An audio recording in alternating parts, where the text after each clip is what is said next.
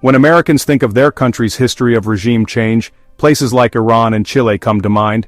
These are the stories that fill textbooks and documentaries, often cited as examples of U.S. intervention abroad. But before those, there was Hawaii, a place whose story is rarely told in full. Hawaii, now a symbol of paradise for millions, was once a proud, sovereign kingdom. In 1893, that independence was shattered when American businessmen, with the backing of the U.S. military, orchestrated a coup that toppled the Hawaiian monarchy. This was America's first major overseas coup, a turning point that set the stage for a century of intervention and expansion far beyond its borders. Most tourists in Waikiki never consider the island's political past. They see only the beaches and blue water, but beneath the postcard beauty lies a story of power, profit, and profound loss for the Hawaiian people. The coup was orchestrated by a group called the Committee of Safety, American sugar barons who wanted control of Hawaii's land and lucrative sugar industry. Their ambitions were backed by powerful interests on the U.S. mainland. Hawaii's overthrow is often overlooked because it succeeded so completely. The victors rewrote the story as a civilizing mission, erasing the voices of those who resisted and recasting the coup as progress. The island's beauty masks a harsher reality. A nation's sovereignty was sacrificed for business interests, and a unique culture was forever changed. The U.S. government, sometimes reluctantly, sometimes eagerly, supported the coup. The presence of American warships in Honolulu Harbor sent a clear message: resistance was futile. Understanding what happened in Hawaii is key to understanding how America became a global power, using economic and military might to shape the world. This was the first but not the last time the U.S. would topple a foreign government. The pattern began in Hawaii and echoed across the globe. Let's look past the palm trees and sunsets to the real story, the one that shaped the islands and their people forever. The 1893 overthrow is a crucial, often hidden chapter in American history. It's a story of ambition, betrayal, and the high cost of empire. It's about how business interests trumped a nation's independence, and how economic motives can reshape destinies, and how the consequences still echo today as Hawaiians continue to seek justice, recognition, and the restoration of their history. Before Captain Cook's arrival in 1778, Hawaii was a thriving, independent Polynesian society. The islands were united into a single kingdom by Kamehameha I, recognized internationally as a sovereign nation. The Hawaiian monarchy adopted constitutions, sent ambassadors abroad, and built a literate, connected society. But foreign contact brought disease, decimating the native population and weakening the kingdom. Despite these challenges, Hawaii's monarchs fought to preserve their independence, playing global powers against each other. The kingdom was not a future American state in waiting. It was a proud nation with its own destiny. But that destiny was about to be hijacked by American business interests. The stage was set for a struggle over Hawaii's future, and the sugar planters were ready to make their move. In 1820, American missionaries arrived on Hawaiian shores, bringing with them not only Christianity, but also Western education, customs, and values. Their presence marked the beginning of a profound transformation for the islands, as they introduced new ways of life and beliefs to the native population. Over time, the descendants of these missionaries shifted their focus from saving souls to seeking wealth. After the Great Mahele of 1848, a sweeping land redistribution, they seized vast tracts of land, forever altering the Hawaiian landscape and its ownership. Sugar quickly became the dominant force in Hawaii's economy. American planters established sprawling plantations, transforming the islands into a patchwork of cane fields. To fuel this booming industry, they imported thousands of laborers from Asia and Europe, creating a diverse but stratified society. As plantations expanded, native Hawaiians lost their ancestral lands and over time became a minority in their own homeland, their voices increasingly marginalized. The sugar barons, now the island's wealthiest and most influential figures, gained political power. They lobbied for trade deals like the Reciprocity Treaty of 1875, which tied Hawaii's economy tightly to the United States and opened new markets for their sugar. In return, the U.S. secured exclusive access to Pearl Harbor, a strategic naval base that would shape the island's future. The planters' fortunes soared and their influence grew ever stronger, turning Hawaii into an American economic colony in all but name, with the island's destiny increasingly shaped by outside interests. A rigid social hierarchy emerged, with white planters and their families at the top, controlling wealth and power. Below them, a multi-ethnic workforce toiled in the fields: Chinese, Japanese, Filipino, Portuguese, and others, each group facing its own challenges and hardships. As the planters' ambitions grew, so did tensions. Their interests increasingly clashed with those of the native Hawaiian people, who fought to preserve their sovereignty and way of life.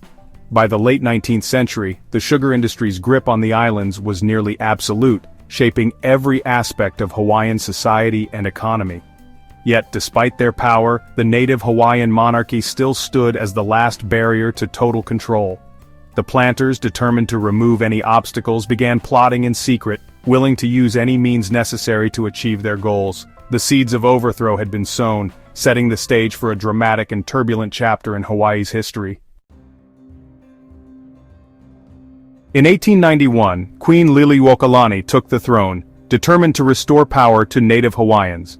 The Bayonet Constitution, forced on her brother, had stripped the monarchy and native voters of power. The Queen sought to draft a new constitution, reclaiming sovereignty for her people.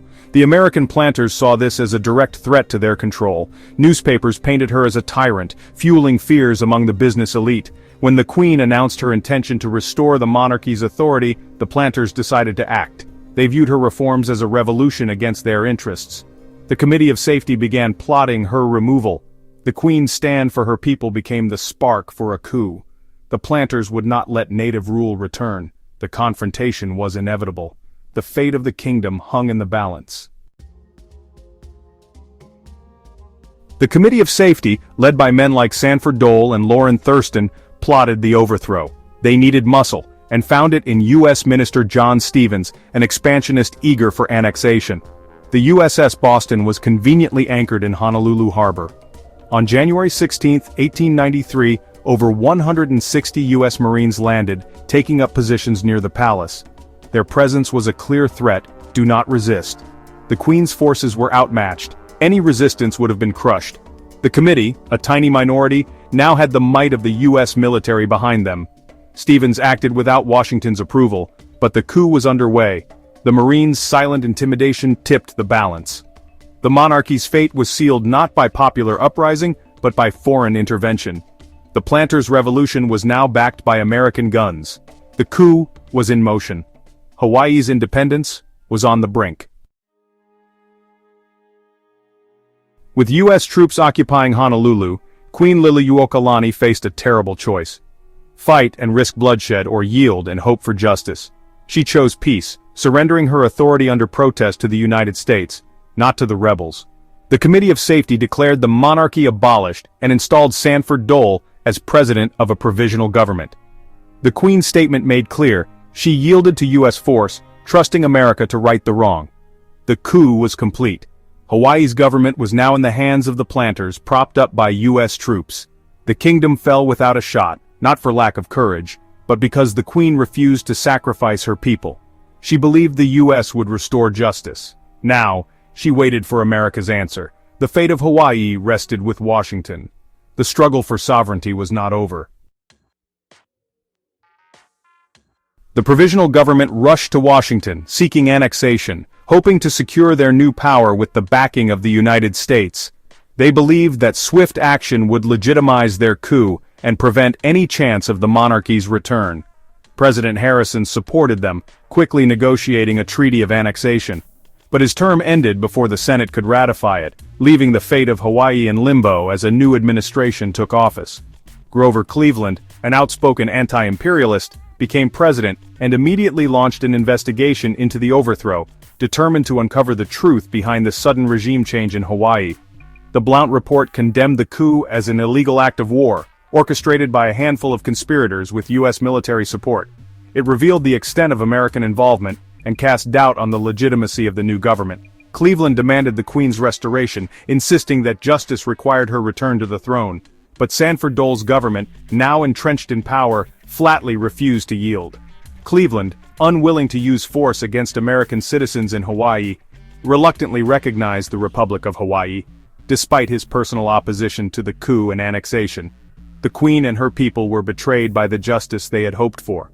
Their appeals to American ideals of fairness and democracy went unanswered, leaving them in despair.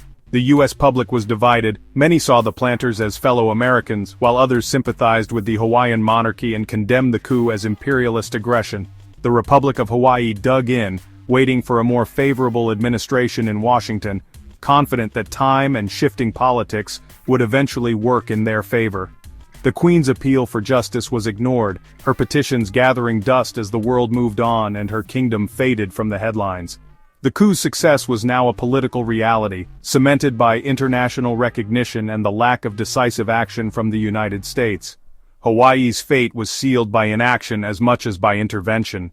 The silence of powerful nations spoke as loudly as their cannons. The annexationists just had to wait, confident that the tides of American politics would soon turn in their favor and bring Hawaii fully into the fold. The Republic of Hawaii consolidated power, disenfranchising native Hawaiians. Royalists tried to restore the Queen in 1895, but failed. She was imprisoned and forced to abdicate. The U.S. political tide turned with President McKinley, an imperialist. The Spanish-American War made Hawaii a strategic prize. Annexation passed by joint resolution in 1898, despite Hawaiian protests. Queen Liliuokalani lived out her days as a private citizen, still fighting for her people's rights. She established a trust for Hawaiian children, her legacy enduring beyond her reign. She died in 1917, mourned as the last monarch of a stolen kingdom. The American flag flew over Iolani Palace. Her story is one of resilience and dignity in the face of overwhelming force. Hawaii's sovereignty was lost, but her spirit lived on. Hawaii's overthrow became the model for future U.S. interventions. The formula: protect business interests, back local conspirators, use military force, and claim it's for progress or democracy. This playbook would be repeated in Cuba, Nicaragua, Iran, and beyond. Hawaii was the trial run for American imperialism. The annexation shattered the myth of American exceptionalism. For decades, textbooks glossed over the coup, presenting annexation as peaceful and inevitable. But the truth is essential for understanding America's global role. The legacy of the overthrow fuels the modern Hawaiian sovereignty movement. The story is not just history, it shapes debates about land, culture, and justice today. Hawaii's fall is a cautionary tale about power, profit, and the cost of empire.